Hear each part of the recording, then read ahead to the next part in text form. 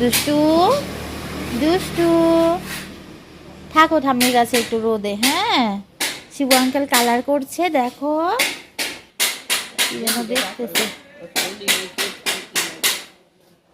কি একটু থাকো, হ্যাঁ একটু খেতে হবে তো, আমি রেডি করি গিয়ে।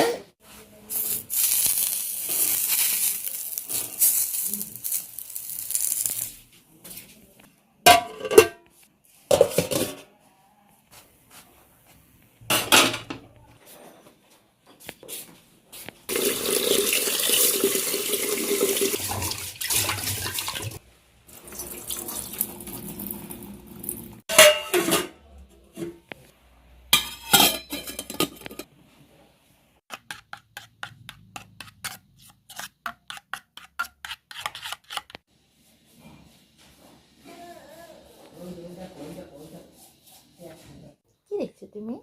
তুমি একটুখানি খাবার নিয়েছি পাপা, তুমি একটুখানি খাবার নিয়েছি, তুমি খাবে কিন্তু। হ্যাঁ তুমি ভালো না। এই যে ঠাম্মি যাচ্ছে, ঠাম্মিকে দিয়ে দেবো খাবারটা। ঠাম্মিকে দিয়ে দেবো। Good morning my dear friends, welcome back to my family. আশা করি সবাই ভালো আছে, সুস্থ আছে। বন্ধুরা, আমরা কেমন আছি সেটা তোমরা ভালো করেই জানো। আয়ুষের কাল ভোরবেলায়ও খুব জ্বর এসেছিলো। 4টার দিকে ওষুধ খাওয়ানোর পর ঘন্টাখানেক পরে জ্বরটা একটু কমেছে, তারপর একটু ঘুমিয়েছে। 9টা সাড়ে 9টার দিকে ওঠার পর ঠাম্মির সঙ্গে একটু জোর করেই উঠোনে বসিয়ে রাখলাম। তারপর আমি যতটুকু কাজকর্ম করার করে সামান্য একটু খাবার নিয়েছিলাম, ওটাই না পুরোটা খাইনি, ওই 2-4 চামচ জোর করে খাইয়েছি। অ্যান্টিবায়োটিকটা তো দিতে হবে, জ্বরের ওষুধটা তো সকালবেলায় দিয়েছি, অ্যান্টিবায়োটিকটা ঠিকঠাক না দিলে তো সারবে না। তো এখন একটুখানি খাইয়ে আবার ওকে রেখে এসেছি ওর পাপার কাছে, তাও ভালো ওর পাপা বাড়িতে রয়েছে। তো এখন রান্নাঘরে আরেকটু কাজকর্ম করে তারপর বিছানাটা পর্যন্ত এখনও ভাঁজ করিনি, বিছানাটা ভাঁজ করবো, ওকে একটু তেল মাখিয়ে স্নান করাবো, এক ফাঁকে গিয়ে ওষুধটাও খাওয়াতে হবে। আজকে সকালবেলায় বন্ধুরা সেরকম কিছু করতে হয়নি, গতকালের খাবার অনেক কিছুই রয়ে গেছিলো, যেহেতু ঠিকঠাক খাওয়া হয়নি। তার মধ্যে এসে পাপা নিমন্ত্রণ খেতে গিয়েছিলো, ওখান থেকে প্রসাদ নিয়ে এসছে। রাতেবেলায় আবার খিচুড়ি হলো, তাই অনেক কিছুই রয়ে গেছিলো, একটু খিচুড়িও আছে। তারপর ওই যে বিশাল একা চিতই পিঠে বানিয়েছিলাম, ওটাও বেশ টেস্টি লাগে বাসি অবস্থায় খেতে, ওটা আছে। বান এনেছিল গতকাল, এগুলো একটু সেকেছি। এই দিয়ে সকালের খাবারটা কোনো মতে হয়ে যাবে। শরীর খারাপ থাকলে ঠিকঠাক খাওয়া দাওয়া ভালো লাগে না, তো একেবারে দুপুরের রান্নাটারই এখন ব্যবস্থা করবো। আজকে ঘুম পাড়িয়ে রেখে এসে ভাতের চালটা ধুয়ে রেখেছি, আর মাছ এনেছে, মাছটা ধুয়ে টুয়ে রেডি করে যাব। আমি এখনো খাইনি কিছু, খাওয়ার জন্যই এসছি। আর সে পাপা খেয়েছে, শাশুড়িমারও চা খাওয়া হয়ে গেছে, চা খেয়ে তো উনি বেশ কিছুক্ষণ পরেই পরের খাবারটা খান। তো এখন শুয়ে আছে, ওনারও নাকি শরীরটা খুব একটা ভালো লাগছে না। আমার শরীরটাও বন্ধুরা একদমই ঠিক নেই, কবে থেকে ঠিকঠাক ঘুম হচ্ছে না। সে শরীর খারাপের জন্য তো একটা এক্সট্রা ধকল রয়েছেই, কিন্তু শরীর খারাপ থাকলেও তো বাচ্চার মাদের কাজের অন্ত থাকে না, জানোই। তাই ওর টেক কেয়ার করার পাশাপাশি সংসারের কাজকর্মগুলো একই তালে চালিয়ে যাচ্ছি। হ্যাঁ, তবে আয়ুষের বাবা আমাকে মারাত্মক হেল্প করে, ও বাড়িতে থাকলে আমার অনেকটাই হালকা থাকে কাজ, সব কাজেই এগিয়ে আসার চেষ্টা করে। গতকাল যেমন মায়া দিয়ে আসেনি, ঘরটা ও আমাকে মুছতে দেয়নি, আমারও সত্যি সত্যি ভাব বেশি জল হাতালে আমার যদি সর্দি লেগে যায়, তাই ও জোর করেই ঘরটা মুছে নিয়েছে। আবার ক্যামেরাবন্দি না করেছিল, কেন করব না, যে যেটা করে সেটা তো দেখাতেই হবে, তাই না বলো? আমি তো বন্ধুরা জানোই ভীষণই খিচুড়ি লাভার। ওই যে গতকালে খিচুড়িটা ছিল, ঠান্ডা অবস্থায় খাবো না, একটুখানি গরম করে নিচ্ছি।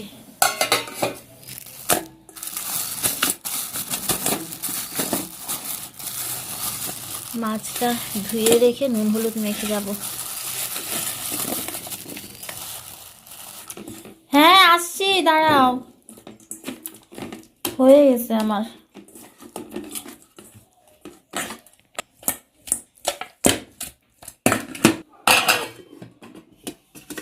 ভাত দিয়ে আনি একটু। আমাদের ভাত কিন্তু আনবে না, ভাত আমি খিদে লাগে খাইতে পারি না, এত না খাইতে পারবো না কিন্তু।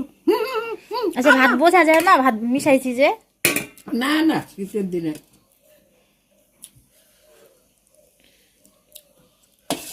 বাস। আর কিচ্ছু না। একটা আলু দিব।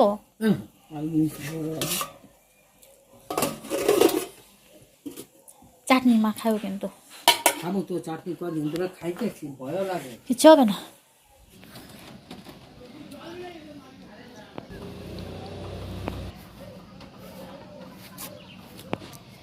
বেশ কিছু ভালো জামা কাপড় কাচা ছিল বন্ধুরা। ভালো জামা কাপড়গুলো না সবসময় আমি নিজের হাতেই কাচি, মামিকে দিই না। তো আজকে আর পারলাম না, সময় কুলোলো না। ওই কাপড়ের জুতোগুলো শীত চলে যাচ্ছে, কিন্তু কাঁচা হয়নি বলে না আর পায়ে দিতে পারছি না।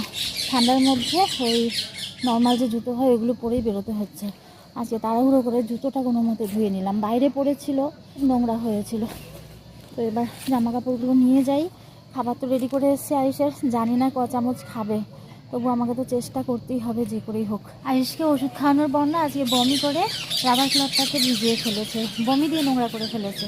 তো এটা কেচে দিয়েছে আয়ুষের পাপাই, তখন আমি ফ্রি ছিলাম না, শুকোয়নি, উল্টে দিয়ে গেলাম। তো এগুলো নিয়ে যাচ্ছি, পরে যখন গেটটা লাগাতে আসবো তখন ওই রাবার ক্লথটা নিয়ে যাব। আর জুতোটা পরে থাকবে এখানেই, সকাল থেকে কাল রোদ পাবে, শুকিয়ে যাবে। আয়ুষের খাবারটা বন্ধুরা দেখো, শত চেষ্টা করেও খাওয়াতে পারলাম না। একদম 2 চামচ খাবার বন্ধুরা, গুনে 2 চামচ মুখে দিতে পেরেছি, তবুও বিভৎসভাবে কান্নাকাটি করছিল। তারপর আর জোর করিনি, ছেড়ে দিয়েছি, বমি বমি ভাব করছিল। তো এবার ঘুম পাড়িয়ে রেখে এলাম খাবার খেতে, সন্ধে হয়ে গেছে। এই যে দেখো ভাত রেডি করেছি, মাছের সঙ্গে না একটুখানি তেল ছিল, ওই তেলটা দিয়ে আমাদের ভাত দিয়ে একরকম ভাজা করা হয়, ওই ভাজাটা হয়েছে। আর ফ্রিজে ছিল কিছু সবজি, ফুলকপি, তারপর পেঁয়াজ কলি আর শিম, এগুলো দিয়ে সঙ্গে একটু আলু দিয়েছেন, দিয়ে ভাজা হয়েছে। মাছের ঝোলটা তো আগেই দেখেছো মাকে যখন খেতে দিচ্ছিলাম।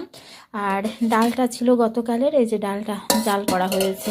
এবার একটু খেয়ে নিচ্ছি বন্ধুরা। মনটা কেমন লাগে, ছেলেটার পেটে খাবার নেই, কিন্তু আমার তো দৌড়ঝাঁপ করতে করতে খিদে পায় একটা সময়, তাই অল্প খেয়ে নিচ্ছি। রাতে আর কি খাবো বুঝতেই পারছো, সন্ধে পার হয়ে গেছে, এই টাইমে খেলে টিফিন করার সময় রাতে আর সেরকম খেতে ইচ্ছে করে না। আজকে আমাদের বাড়িতে প্রসাদ এসেছিল, মা কালীর প্রসাদ। এই যে দেখো এখানে মিষ্টি আর পায়েস রয়েছে, সঙ্গে আরও মিষ্টি ছিল আর সামান্য খিচুড়ি ছিল, ওটা আমি আর আয়েশার পাপা মিলে খেয়েছি। আজকে যখন খাবার খাওয়ানোর চেষ্টা করছিলাম তখন ওর পাপা আমাকে মুখেই দিয়েছে, তা না হলে আরও খালি পেট থাকতো আমার। তো চলো বন্ধুরা, এখন তাড়াতাড়ি খাবারটা খেয়ে নিই। ঘুমোচ্ছে, পেট খালি, কখন উঠে পড়ে ঠিক ঠিকানা নেই। ঘুম ভাঙলেই তো আবার মায়ের জন্য কান্নাকাটি শুরু হয়ে যাবে। বাপরে, খোলেও না।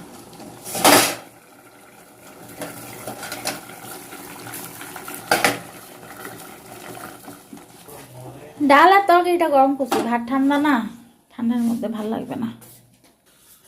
মিষ্টি এখন নাও খাইতে পারি। ডালটা বসায় রাখছিলাম ওকে খাওয়ানোর আগে, ভাজাটা মাই খাইলো না। আছে তো অনেক ঝোল।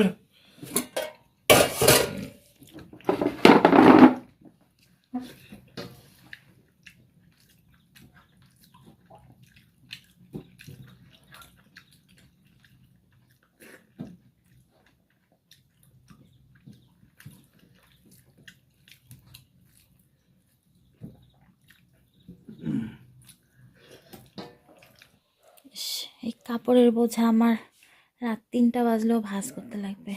একটু লক্ষ্য রেখো ছেলেটার, আমার রান্নাঘরে কাজ বাকি আছে। কপালটা কি ব্যথা করছে আজকে বন্ধুরা। রাতের বেলা না কোনো কিছুই রান্না করতে হয়নি, ভাতও ছিল দুপুরে, সবই ছিল। আমার শাশুড়ি মায়ের একটা ইনভাইট ছিল, তো উনি তো বাড়িতে খাননি, উনি খেলেই বাকি যে একটুখানি খাবার খান। আমি আর আয়ুষের বাবা খেয়েছি। আমার খাবার খাওয়া কমপ্লিট হওয়ার আগেই আয়ুষ থামিল করে ঘুমিয়ে গেছিলো। অ্যান্টিবায়োটিক খাচ্ছে, ঘুম পাওয়াটাই স্বাভাবিক, তাই তাড়াতাড়ি এঁঠো থালাগুলো টেবিলে ছড়িয়ে রেখেই না চলে গেছি ওকে শোয়াতে। বিছানা করা হয়নি, বিছানা তো জানোই কীরকম অবস্থা হয়ে থাকে, তো ওগুলো পরিষ্কার করে ওকে শুয়ে দিলাম, শাশুড়িমায়ের মশারিটাও টানিয়ে দিলাম। তারপর এসে ওই সব টেবিল পরিষ্কার করলাম, রান্নাঘরে যা যা ছিল ফ্রিজে রাখা সব রাখলাম। এখন গিয়ে ওই যে দেখেছো এক গাদা কাপড়, এগুলো ভাঁজ করতেই হবে। আজকে বন্ধুরা আয়েশের শরীর খারাপের জন্য তো মনটা খারাপ লাগছে, আর একটা বিশেষ কারণে মন খারাপ লাগছে, সেটা হচ্ছে বন্ধুরা আগামীকাল আমার বাড়ি যাওয়ার কথা ছিল, 25শে ডিসেম্বর আগামীকাল। আমার সোনা বিবিরা বাড়ি যাচ্ছে, স্কুল ছুটি পেয়েছে, তো ওদের ইচ্ছে আমাকেও নিয়ে যাবে, ভাইয়ের সঙ্গে খেলতে পারবে কদিন, 3 ভাই বোনে আনন্দে কাটাবে। আমিও চেয়েছিলাম, কিন্তু আমি যখনই বাড়ি যেতে চাই না বন্ধুরা, কোনো না কোনো বাধা এসে হাজির হয়। মানে আমি শ্বশুরবাড়িটা ছাড়তেই পারি না, বাপের বাড়ি যাওয়ার প্ল্যান করলেই কোনো না কোনো বাধা পড়বেই। আয়েশের শরীর খারাপ হয়ে গেছে, প্রত্যেক দিন রাতের বেলায় জ্বর আসছে 3 দিন যাবৎ।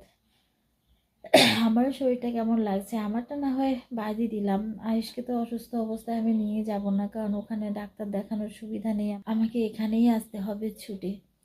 তাই ভগবানকে ডাকছি যদি ভালোই ভালোই আজকে রাতে জ্বর না আসে তাহলে হয়তো আমাদের যাওয়া হবে, তা না হলে এই 4 দেয়ালের মধ্যেই আমাদের আটকা থাকতে হবে, কোথাও আর যাওয়ার কপাল নেই আমাদের।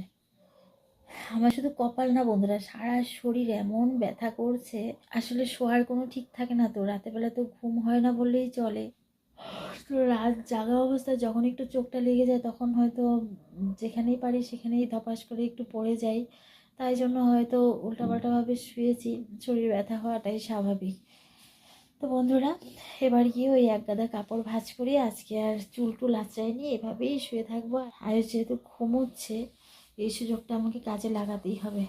তো বন্ধুরা, কোথাও যাওয়ার না জায়গা থাকলেও তোমাদের কাছে যাওয়ার জায়গা আছে, আমি তোমাদের সঙ্গে কথা বলেই ভালো থাকি বন্ধুরা। হয়তো ইদানিং বিভিন্ন সমস্যার জন্য তোমাদের পরিবারে আমি রেগুলার যেতে পারছি না, তবে সব গুছিয়ে এনে আবার আগের মতোই রেগুলার যাব। তাই বিশ্বাস রেখো আমার উপর, ভরসা রেখো, আমার পাশে থেকো। কাল আবার দেখা হচ্ছে বন্ধুরা, সবাই সুস্থ থেকো, ভালো থেকো, tata, bye bye, good night.